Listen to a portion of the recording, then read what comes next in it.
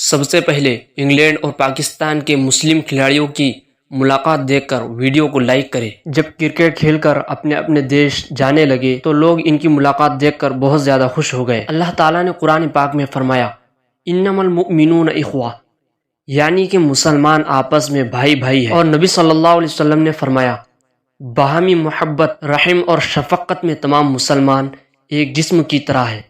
جب انسان کے کسی عضو میں تکلیف ہوتی ہے تو اس کی وجہ سے جسم کے تمام اعضاء بے خوابی اور بخار میں مبتلا ہو جاتے ہیں۔ یہی حالت ہماری اپنے مسلمان بھائیوں کے بارے میں ہونی چاہیے، کیونکہ ساری دنیا کے مسلمان بھائی بھائی ہیں۔